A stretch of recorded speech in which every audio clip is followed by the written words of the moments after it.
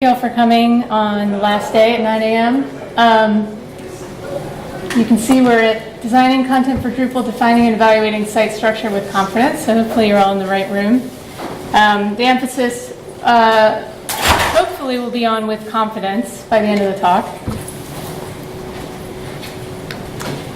And just to put it a little more plainly, because that's a mouthful, that long title, this is really a talk about user-centered information design, and it's intended for anyone who needs to organize information that other people need to use. So hopefully that's everyone here.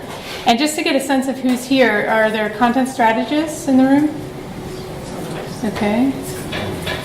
Designers? UX designers? Okay. What about Drupal developers, anyone? Couple. How about government employees? Okay, and contractors that work with government? Okay, so it's a good mix.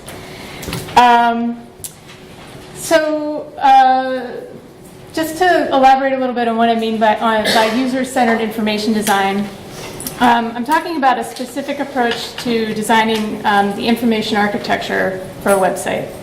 So it's an approach that incorporates real-world tests with real people to validate the assumptions that, we're all inevitably making assumptions as we design and build and come up with user stories and all the things that we do. So those assumptions about user behavior, user mental models can be validated through some techniques. So user-centered information design I like to think of as a way to find out very early on during the process of designing the content structure whether our assumptions are right on, off base, or totally off. A little bit about me. So I'm a user experience designer and content strategist with Civic Actions.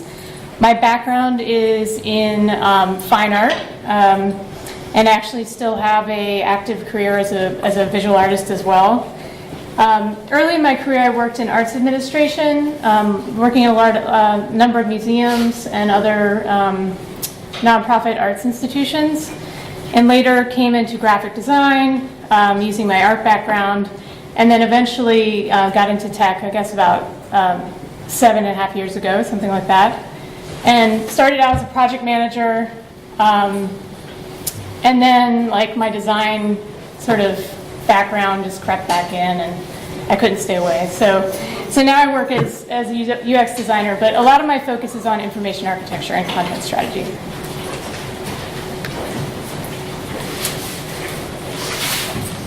So here's just an overview of what I'm going to go through. First of all, I want to just talk about why this approach might be something you want to consider, the kind of impact you can get from it.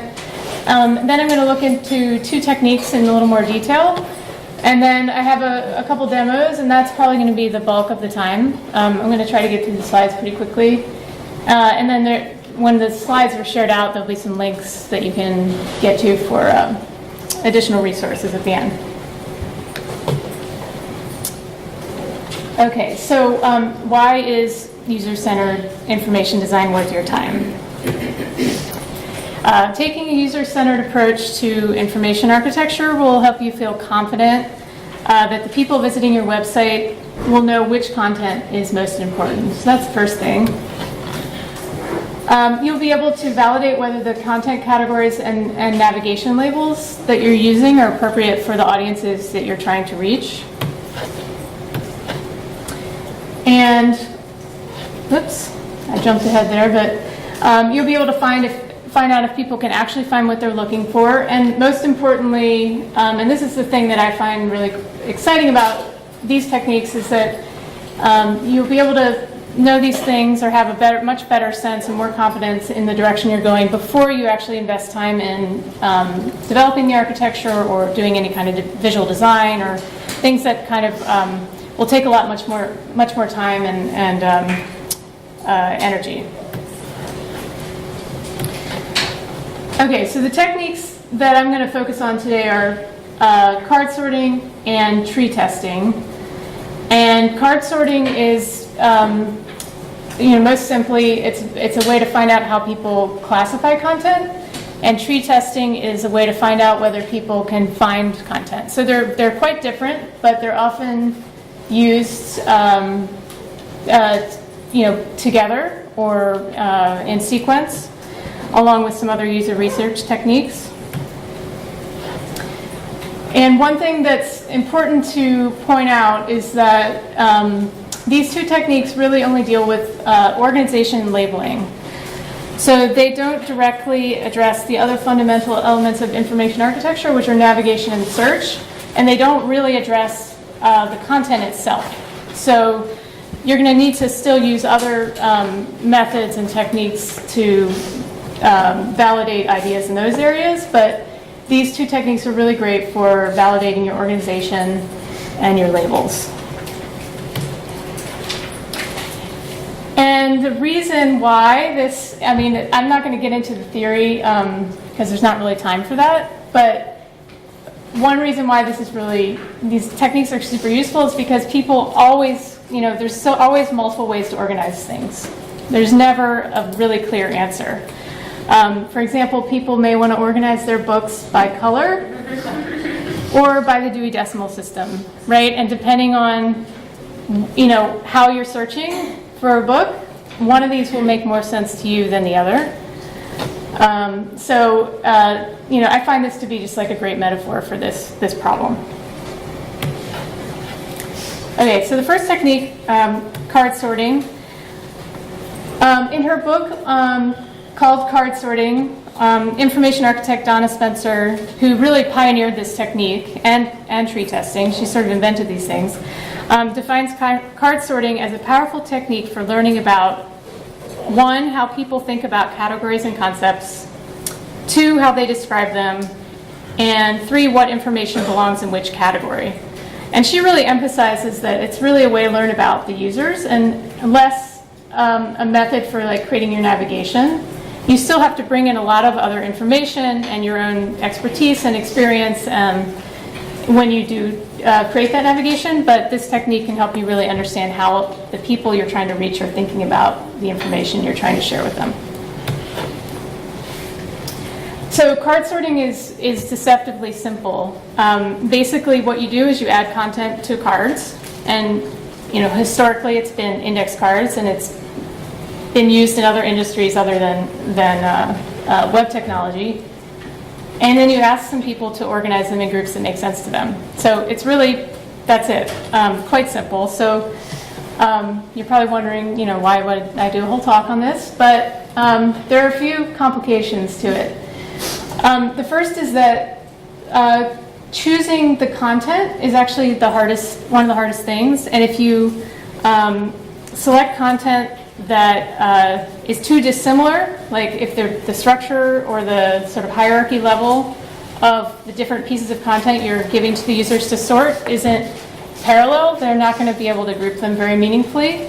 And if you make the content too similar, you're probably not going to get the kind of information you need. So the balance is finding content that's similar enough that users can make meaningful card groupings, but diverse enough that you can represent the range of content or functionality you need to test and learn about.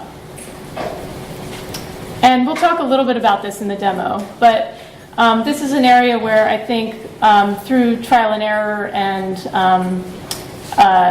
really thinking through what you're trying to learn, you'll get a better sense of how to do this. The other thing about card sorts is there are a few different kinds, open, closed, and hybrid. So what you select depends on the situation you're in and what you're trying to learn. In an open card sort, participants create and label their own groups of cards. So you just give them the cards and they make up the groups. This is the most common type of card sort, mainly because you can learn the most kind of information from this. You can learn both about the way people group the content and the kinds of groups that make sense to them, so the kind of language that makes sense to them. Depending on your goals for an open card sort, you may want to ask participants to keep certain criteria in mind as they sort to help sort of direct them towards what you're trying to learn. And those things may be things like audience groups or steps or stages in a process. It doesn't have to be total free-for-all, even though it's called open. You can still provide some direction for people. In a closed sort, you actually create these predefined categories ahead of time, and you ask the participants to put the cards into the categories that make the most sense to them.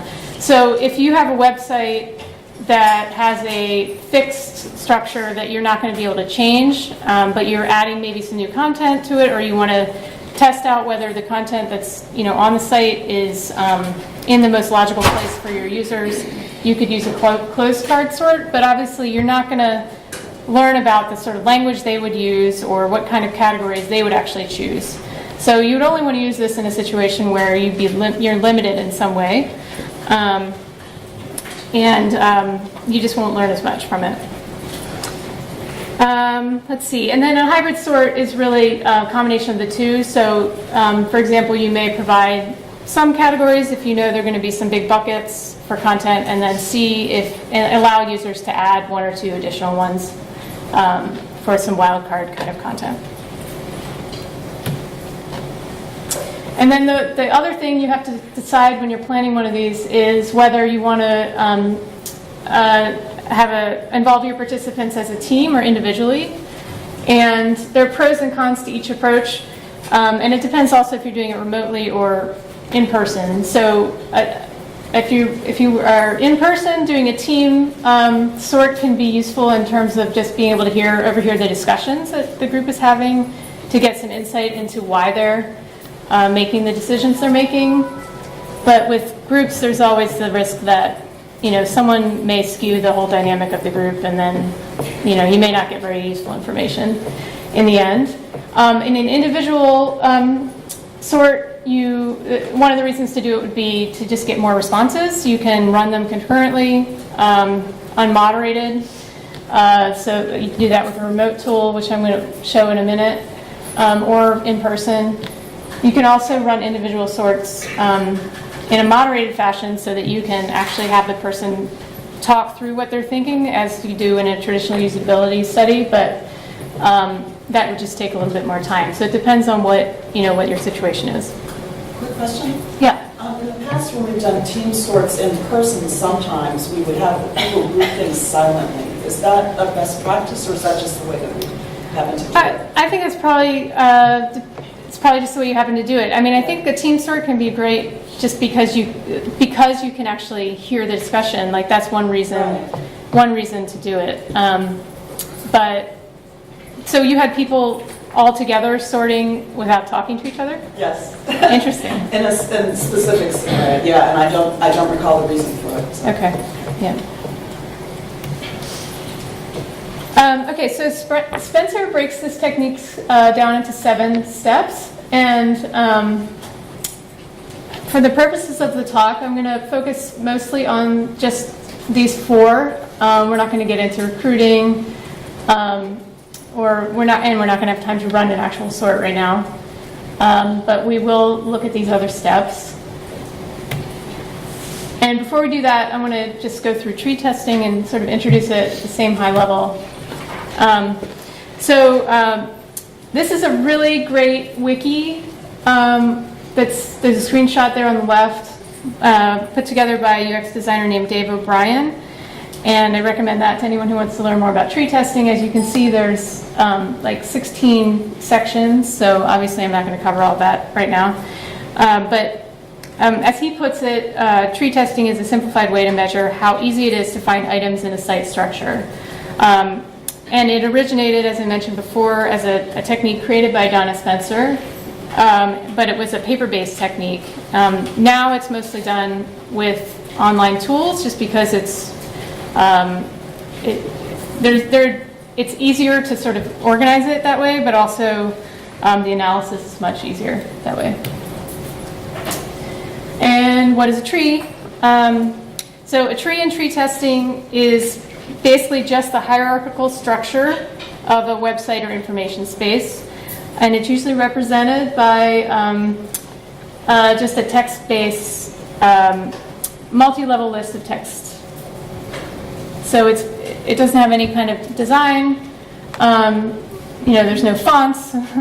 It's just text in a hierarchy, essentially. So tree testing, one thing to note about tree testing is that it's most useful if you are trying to validate that a hierarchical structure is working. So if you have a different kind of structure on your website that doesn't have sort of a primary navigation that people might be moving through, this may not be the best technique. But if you have any kind of major hierarchy in your information space to structure it, then this is a great way to test whether that hierarchy and the labels that you're using make sense to people, and that they can find what they're looking for in that hierarchy. So just like with card sorting, we can break this down into 7 steps, and some of the steps are identical. And for this talk, I'll be just focusing on mostly these 3. I'll talk a little bit about tasks, but won't spend much time on that. And before we go further, I just wanted to talk a little bit about complementary user research techniques, just to emphasize that card sorting and tree testing are just 2 of many user research techniques, and they aren't necessarily, you wouldn't necessarily want to use them alone, but rather in combination with other methods. So for example, they won't tell us much about who the target audience is or what people actually need. So for that reason, it's recommended that you use them in combination with some of the other methods you're probably familiar with. Okay, so in practice, the first thing I was going to do is just introduce the digital tools that I'm going to demo with in a minute. So what I've been using is Optimal Workshop. They have a card sorting tool called Optimal Sort. Anyone here use it? Few people. Okay, and then TreeJack is their tree testing tool, and both of these have great analysis tools built into them. So you'll get to see some of that in a minute. Okay, so here are the 7 steps for each again. And you can see, number 1, you always need to decide what you want to learn first, right, for any study. And that will determine, who you recruit, how you set up the tests, which test you use, all of those things. So for card sorting, there are a number of sort of, areas of focus you might want to focus on. So one would be to learn about really broad ideas. So for example, for a content-rich website like a government website, one use of card sorting would be to use broad topics rather than like specific, page names or something like that, just to learn more about the domain space. So to learn about, what types of groups people form with those topics, how they describe those topics, like what kind of language they use in their own words. You could also use a card sort to validate that a structure that you think is good is actually on track. So it could just be, a validation step. Explore an idea in detail. So if you want to sort of dig into one area of a site that is, super content heavy, and maybe you're not quite sure that it's organized correctly or in a way that would make the most sense to folks, you can explore that section in great detail to find out what kind of organizational schemes people might come up with. And for this kind of detailed exploration, like having a lot of people participate is really helpful. Validation can maybe just be a smaller subset, but if you want to really explore an idea or learn the broad ideas, having many people participate will help with that. You can also run a card sort to find out if different audience groups think differently about your content. and how to organize it. So sort of comparing your audiences. And obviously in this case, you'd need to define who those audiences were and recruit participants from each group to run that comparison. And finally, if you just we're really pretty sure about something, but you need to justify it to a stakeholder or to leadership, or you need to provide that for a client, you could run a test just to be able to demonstrate that this is working.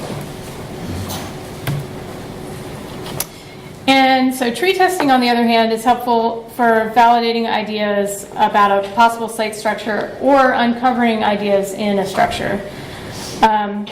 So to discover where problems might be in an existing structure, you would just need to test a single tree, like a website that you already have. You could run a tree test on the existing tree without having to do any new design or thinking about that, and that might uncover problem areas. You can also use tree tests to just test a subsection of a site. So if you're revising one part of the information architecture and you want to test that out, you could just test a portion. You don't have to run your test on the entire tree. And sometimes trees are huge for complex websites, so you often need to sort of narrow down your focus a bit. And then to evaluate and compare several structures. This is often useful if you're redesigning an existing site and information architecture. You could run a baseline test using what already exists, and then maybe have two hypotheses for new directions, and test all three of those concurrently, and then you can compare and sort of see which direction you might want to take. But you always want to have the baseline to make sure you're improving, right, and not going backwards. Okay, so this probably looks familiar to everyone here. I'm going to actually do some demos using this site today. So since we're all familiar with it, it seemed like it would make sense to use that. And the first will be our card sorting demo. So step one, we want to decide what we want to learn. So this is what I decided. I'm interested in learning what kinds of organizational schemes people in the tech field have for the 2018 GovCon sessions. So the conference organizers obviously already did this. We organized by session track on the website. But I was thinking, maybe there's some other ways people might want to organize this. So let's just find out. And so I ran a card sort to find out what kind of groups GovCon attendees and interested folks would come up with. And we'll look at it in a second. But the second step, I just want to go through the steps one by one here. So what do you guys think it would be, an open or closed sort for this scenario? It's closed. Closed? Why would it be closed? It sounded like you were using categories you already had, but Okay. Discovered new ones though. Maybe I might have not. I might not have explained what I was trying to do as well as I should have. So there are categories already on the site, but for the purposes of the test, I actually didn't provide those categories. So it's open. I wanted to see if there were other categories people would come up with, other than the ones that were already selected. Okay, and so that in terms of selecting the content, usually in practice I would run a content audit, start with that, and then choose the content to include in my sort based on either topics or subjects, content pages from the existing site, navigation or landing pages from the existing site, or potentially tags or taxonomies, depending on what I would want to learn. For this particular exercise, I chose the session titles. So it's I guess that would be content pages from the existing site. I mean, I just took the name of the sessions straight off the website, and that was what went onto the cards. Then I actually just used my own team to participate in this. So I recruited volunteers from within Civic Actions, this audience should be familiar enough with these topics to sort them. So that's one thing you want to always make sure of when, the participants should be the people who understand the content you're presenting to them. They should be the audience that, would actually be using the website potentially. And then ran the sort, analyzed the outcome. We're going to look at these things now. So I'm going to switch over to a demo and show you this. Now bear with me for a second because it's a little bit tricky to navigate using this split screen. And actually, you know what I think I'm going to do? Let's see here.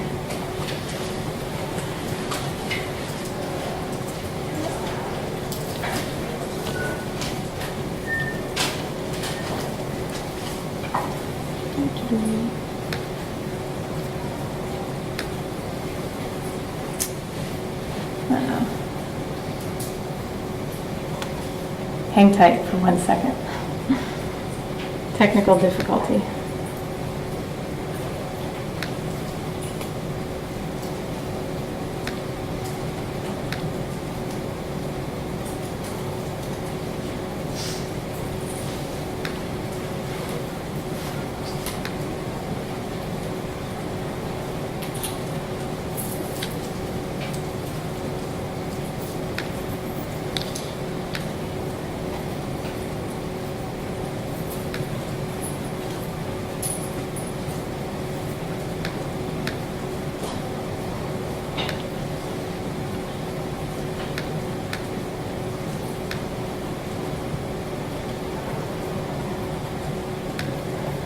Okay, that's better.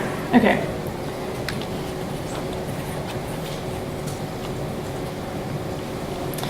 Okay, so here's this demo in optimal sort, and what I want to do is kind of show you both the side where you'd set it up and also mostly the analysis, because that's the part that's I think most exciting. So it's a pretty straightforward interface here. You can name it. Here's where you can add all of your cards. So here you can see these are just session titles on the cards. And to show you what the user would see, I'm going to...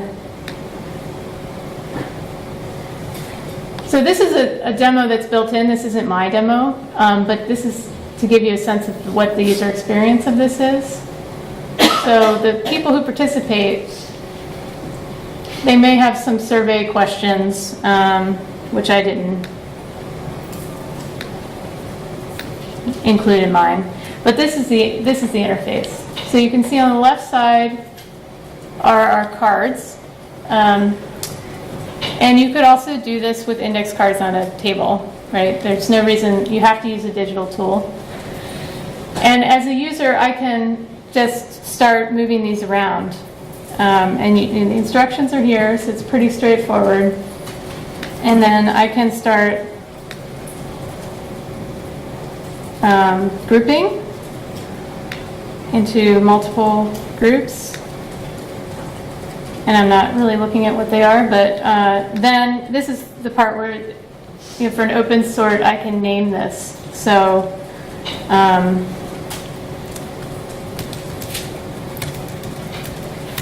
just going to say something like that for this one. Something like that. So you can see that this is what one of the really valuable pieces in an open sort is that the users are actually giving you the names for the categories. Are there questions about this interface? I'm going to jump back. Yeah. Just one question. Can they actually put a card into multiple groups or just strictly related to a single group? Only one group. Yeah. And that's a good question because one thing you want to be careful about when you create your cards is that you don't make it too hard for people, because if the cards are too wide-ranging, or there are too many of them, or they're too dissimilar, it's difficult for people to make meaningful groups, and so they may really struggle. But yes, they're limited to one group per card. Yeah.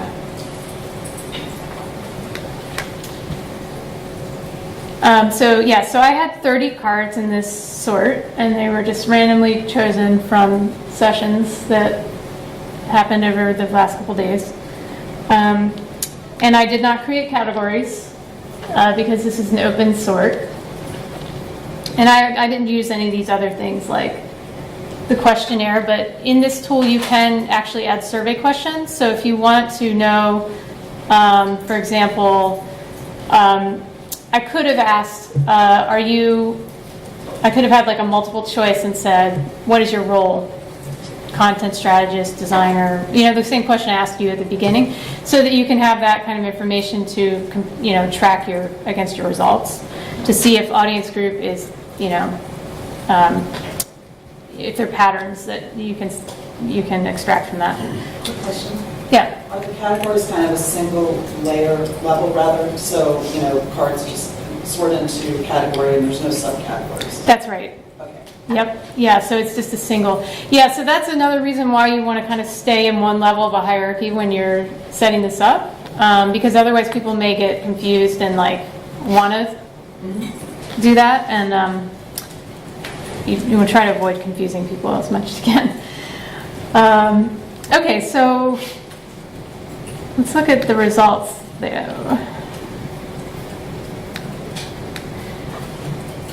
So you get an overall, I had just 10 people participate in this. Generally you'll have more than that, probably. But you can see how long people spent. So it was average 9 minutes or so, and some other things about time. And for each individual participant, you can see that information, how many categories they created, and then how many of them they named. So this is just sort of the overview. But here's where it gets interesting. So here are the cards, the card names on the left. And on the right, you can see the number of unique categories that users came up with and what those categories are. And so here you can see that, people came up with a lot of different categories, but when you look at the names of them, you can actually see that some of them are kind of similar. So that's where this next analysis tool is kind of nice. You can see here that the category names are on the left, and the cards that are in that category are on this central column. And you can do what's called standardizing here. So if you have multiple categories that are very similar in name or in the selection of cards, you can actually merge them together for the purposes of your analysis. So content migration and content migration are the same, right? Let's see if there's any others that say that. You see there's a number of Drupal ones. But let's say we want to standardize those two, and you can change the name if you need to, but that's content migration. And then we'll do the same with Drupal. And one thing, is anyone noticing anything about these categories yet? The names that people are choosing here? They aren't necessarily mutually exclusive, because a lot of, it could be content strategy, but also Drupal. Uh-huh. Drupal-tastic, yeah, that's good. So government topics, government web. Here's some different ones. How we work, or how to work. Leadership, HR, leadership and management. So the ones at the top are all very similar to what's actually on the existing website, right? They're like the tracks that we recognize, but then loners, okay. These are a little bit different. So these are ones that people were like, I don't know where this goes. Someone said that. But management and leadership, that's not a track, I don't think, on the existing site, right? We have a business and community or something like that, but it's as interesting. A lot of people use that language, multi-vision.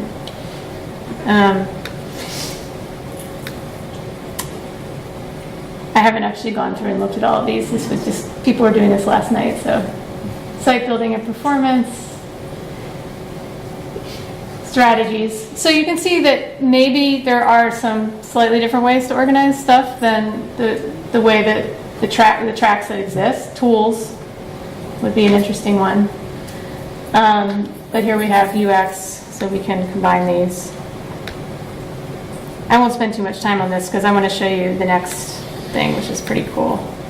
But look at all these UX and content. So we'll just standardize those. Okay. Are there any other questions so far? Why were there duplicate category names that look like they were the same? The tool doesn't combine them. It just doesn't combine them unless the cards are all exactly the same. Oh. I think if like the category name and the cards were exactly the same, they would be standardized, but you have to manually do it if there's any difference. And then once you manually have standardized, you have this standardization grid where you can see this basically shows, it gives you a tooltip here, the distribution of cards across the categories you defined. So the number of times the card was sorted into the corresponding standardized category. So you can see in the Drupal category, can we figure out this Drupal component thing and configuration workflow in Drupal 8? We're always in the Drupal category, like all 3 times. So these analysis tools are not going to give you an answer, right? This takes time to sort of parse through, but you can start to see patterns by the way that this data is presented. This is one of my favorite ones, the similarity matrix. So what this shows is what percentage of the time, percentage of users grouped together two different cards. So 100% means every user put Drupal 8 custom module architecture with Drupal 8 Composer for absolute beginners. Like everyone who participated had those 2 in one group, whether or not they were, grouped with all, the other cards may have differed in the group, the name of the group may have differed, but those cards were always put together. So that gives you, an idea that, probably these 2 should be grouped together. But one thing I want to point out about that is that both of those say Drupal 8, right? So that's probably why people put them together. And in this case, that's fine because Drupal 8 is a specific, technology, and it probably does make sense for them to group together. But when you're creating your card names, that's something you actually want to watch out for, is using the same exact phrasing multiple times, because people are lazy. We all are. We're like, this is easier, especially if we're doing a test as a volunteer or something. It's easier for me to say, these 2 have both say Drupal 8, they must go together, than thinking about, the rest of the context. So that's one of the things when you're creating your cards that, that would be a tip, would be look out for example, saying how to X, how to Y, and how to Z, like how to do X, Y, and Z, whatever. If those are 3 different pieces of content, consider, instead of using how to every time, which is going to just mean people are going to want to put them together, to say ways to do X. The most convenient type of Y. I don't know, you have to get creative with it, but your card labels won't necessarily be the same as the title of the content, because you get sort of biased results sometimes in that case. But you can see this, this chart is really interesting, because as you start to unpack it, you can get a sense of how people might have been thinking about these things by the way that they put them together. And please interrupt me with questions at any point. I'm just going to keep moving through. So the dendrograms, there's 2 of them here, and the actual agreement method, this is statistical analysis, and I'm not an expert on this, so I'm not going to pretend to be, but this an actual agreement method is best used if you have like hundreds of results. So since I did a smaller participant group, the best merge method is more useful for me because it makes, as it says here, it makes assumptions about larger clusters based on individual pair relationships. And what you can do is kind of hover here and you can see Drupal, content migration, and backend dev that's kind of like a big bucket that was grouped together by most people. And then as you move down that tree, you can see there were some smaller kind of categories created, but I find it helpful to look at these kind of big buckets over here on the right to understand how people group things. And then the last sort of data view is this, also pretty useful, I think, participant-centric analysis. So this essentially shows some different information architecture structures. It shows you that there were 9, I think, similar IAs, 1 of 9. Yeah, so there were 9 similar information architectures submitted by different people, and it kind of like, it shows you the labels that different people used. Like Drupal was used by like 3 different people, I think, but then Drupaltastic and Drupal 8 had similar groups of cards in them. And the nice thing about this is you can actually decide, okay, say I want to see just, if we want to have smaller number of categories, just 2 to 4 groups, this is what you get. Leadership and HR, UX and content, tech stuff, and business and performance. So that's kind of interesting. It's a different kind of structure than on the existing site. Okay, I'm going to go to tree testing because we're getting low on time, but are there other questions about? Yes. So, working for the government, obviously many of us are restricted with OD clearance, 9 people.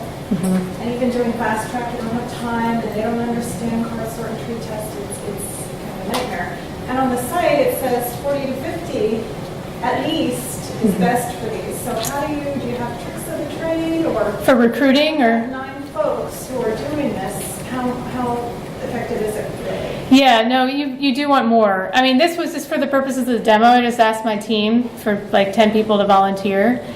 But the recruiting is definitely, that's the challenge.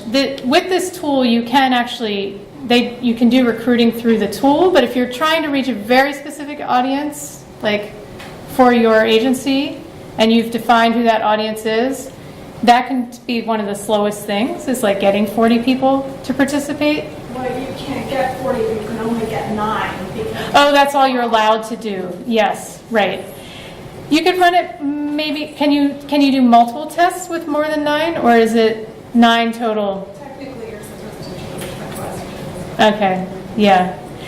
I think you can still get information, you can still learn something from only 9. Really? Okay. Yeah, you can. I mean, it's better if, like I said earlier, like depending on what you're trying to learn and which type of exploration you're doing, in some cases having many more participants is going to give you more information, and it's better to have more, but you can always learn.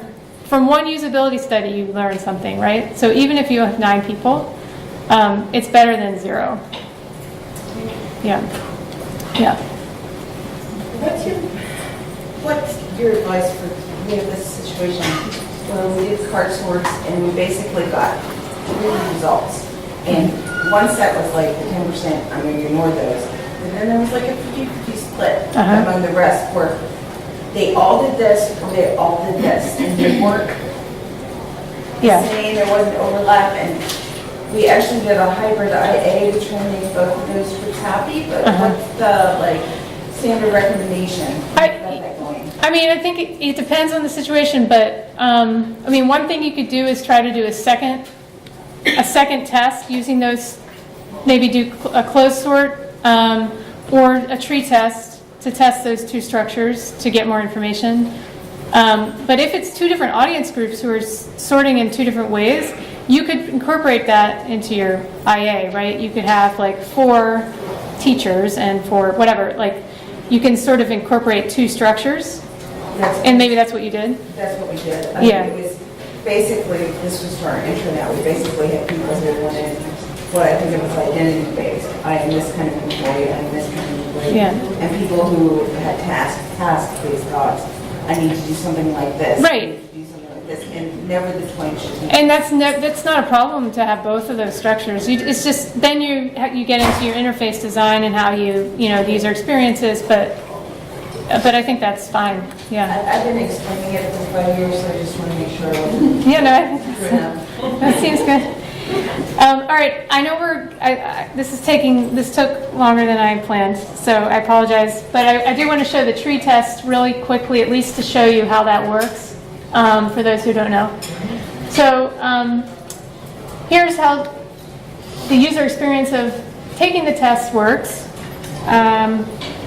You get the instructions here. It tells you, you're going to give some tasks. And actually, I don't think I mentioned that before, but tree testing is task-based. So it's like a traditional usability study in that you present the participants with a task. So it's basically a user story. Like once you know your user stories, the highest priority, you can turn those into tasks and make sure that people can achieve those tasks with your structure. So this is what I would see. Suppose you're not a Banana.com customer. Find the lowest cost home broadband subscription, start the task, and you're presented with the tree. So I need to find the lowest cost home broadband subscription. So where would I go? And let's see. Anyone have an idea where you might want to go to find the lowest cost home broadband subscription? Plans? Maybe? Internet? Maybe internet, yeah. Yeah. 3G broadband, maybe? Oh, there's more. 3G broadband plans. So if I think I'd find it here, I click this. If I'm not sure, I can go back up through the tree. And I think maybe actually I would find it there because that's DSL. And so, click. What makes it turn green? Is that End of the tree. It's the lowest point, yeah. So anytime the user would navigate to the end, they would get that option. So just going back over to the demo that I put together.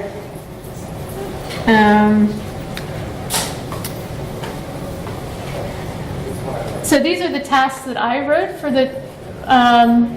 to test this existing structure of the Drupal GovCon site. So one user story was, you will be speaking at GovCon for the first time. So this is based on my own experience. And you want to find out what you should wear to the conference. Where would you look to find this information? And then as I set up the test, I'm able to set up the correct answers, define what those are. And in fact, surprisingly, that's under venue on this website, which I didn't find it right away, but that's where that is. And so I did it for three different tasks here, and then ran a test with some number of people, and I'll just show you our results really quickly here. So here's the overview. So you can see 77% success rate for the 3 questions.